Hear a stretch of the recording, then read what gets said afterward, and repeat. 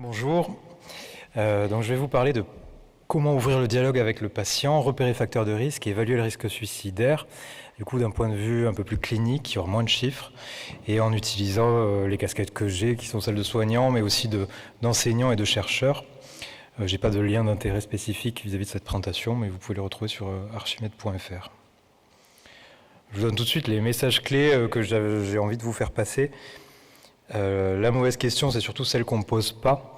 C'est une difficulté qu'on voit vis-à-vis des étudiants. Et en parler même brièvement, c'est déjà thérapeutique. On va revenir sur ces deux éléments. J'ai l'impression qu'il y a souvent la peur d'être maladroit, la peur de ne pas savoir gérer, bien sûr l'après-question, la peur du silence, et puis la peur de déclencher quelque chose. C'est une idée ancrée qui revient. Et pourtant, non, il faut interroger sur les idées suicidaires, poser des questions, même si l'on craint de provoquer.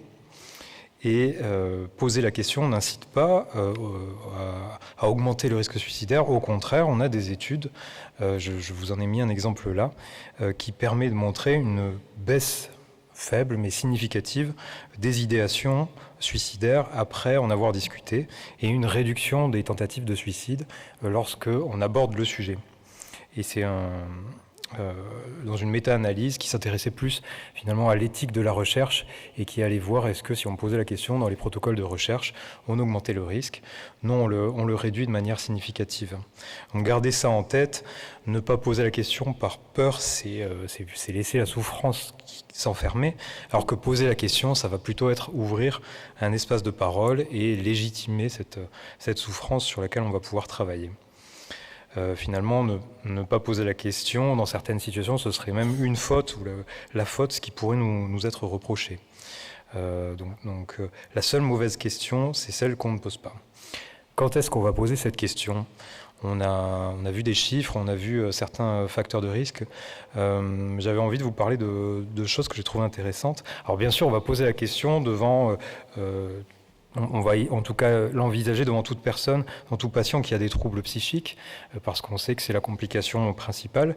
Et puis, il y a ces troubles psychiques chez 90% des personnes qui font une tentative de suicide, qui se suicident. Mais il y a d'autres éléments qui peuvent être intéressants à avoir en tête dans notre pratique, et je vous les ai mis là, avec les références. Il y a une étude anglaise, une étude cas témoins, mais sur 14 000 patients décédés par suicide, qui explorait qu'est-ce qui s'est passé dans les 5 années précédentes en soins primaires, et qui retrouvait finalement comme facteur de risque aux tentatives de suicide le fait d'avoir augmenter la fréquence de consultation, ou en tout cas d'avoir eu au moins une consultation par mois sur plusieurs mois, dans les mois précédant la tentative de suicide. Et ce qui est intéressant, donc ça avait un effet assez élevé, vous voyez l'odd ratio ici, et c'est surtout que c'était indépendant des autres facteurs, notamment des caractéristiques socio-démographiques des patients, et de la présence ou de l'absence d'un trouble psychique. Donc à retenir. Un autre élément, c'est l'existence assez fréquente de multiples symptômes qui sont somatiques. Et donc ne pas uniquement se concentrer sur ce qui est psychique, ce qui est psychologique. Le fait d'avoir des symptômes, notamment multiples, sur le plan somatique, était retrouvé dans une autre étude suédoise cette fois-ci, dans une analyse rétrospective de dossiers sur le mois suivant la tentative de suicide. Bien sûr, ce sera important de poser toutes ces questions au bon moment, donc après que la relation soit installée, quand le patient est plutôt dans des conditions où il est apte à exprimer ses sentiments ou ce qui lui arrive. On va aussi se dire que le bon moment, c'est peut-être quand on a repéré des facteurs de risque. Je vous en ai mis quelques exemples ici. S'intéresser aux facteurs de risque, c'est déjà commencer à estimer le risque. Est-ce que c'est en estimant le risque qu'on va prévenir le suicide, la crise suicidaire ? C'est une question que je me suis posée et qui nous amène à savoir quel outil on va utiliser. Ici, c'est lisible. Vous avez la liste à peu près à jour d'une centaine d'outils d'évaluation de risque suicidaire qui sont disponibles, recensés au Canada et ailleurs dans le monde. Ça date de 2021. Et c'était basé sur les recommandations et la littérature d'experts. L'idée, c'est de voir qu'il y a énormément d'outils qui existent et pourtant dépister évaluer le risque, estimer le risque et utiliser ces outils, ça ne va pas garantir la prédiction d'un passage à l'acte et ça va peut-être même parfois nous éloigner un petit peu de ce qui nous intéresse, c'est de savoir comment réaliser la prévention. Se fier trop à un score de risque, ça peut faire passer à côté de la souffrance de la personne.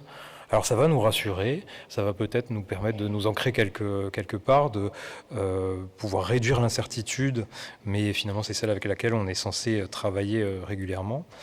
Je vous ai aussi mis les références ici d'une revue systématique qui allait analyser tous ces outils, qui elle est beaucoup plus récente, et elle nous conforte finalement dans l'idée que la prévention du suicide, c'est avant tout une affaire de relations humaines.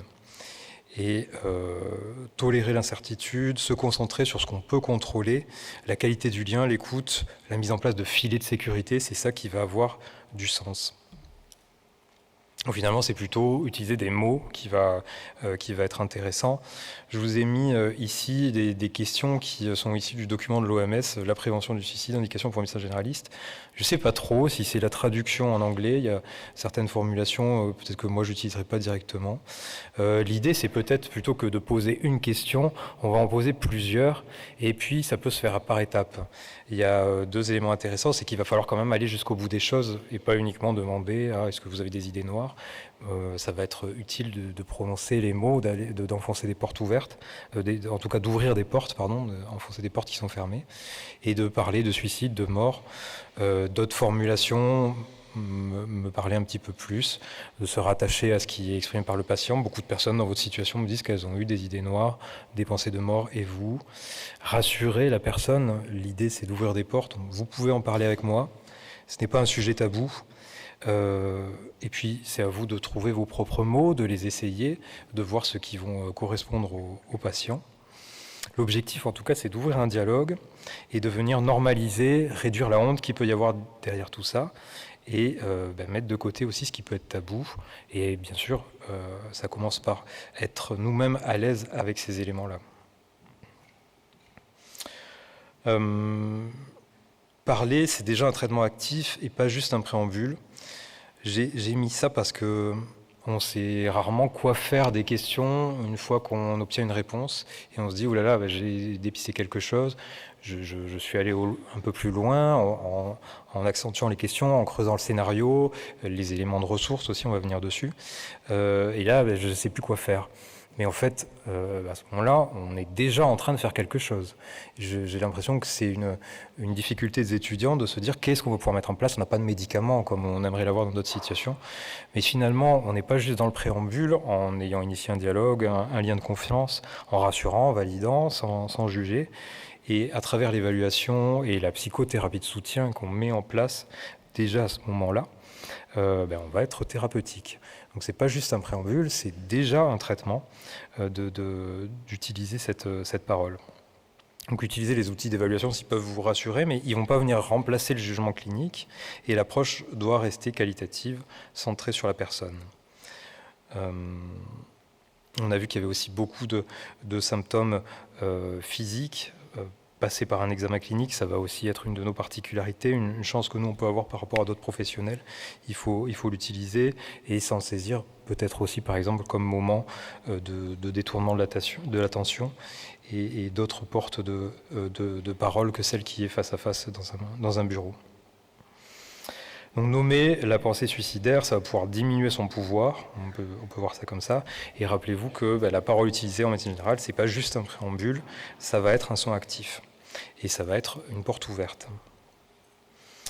Les approches, quand on regarde la littérature, elles évoluent, on voit que, je vous ai mis une référence ici que je trouve intéressante dans l'idée où peut-être que se concentrer sur l'estimation du risque n'est pas la méthode qui est la meilleure et qui nous convient le plus.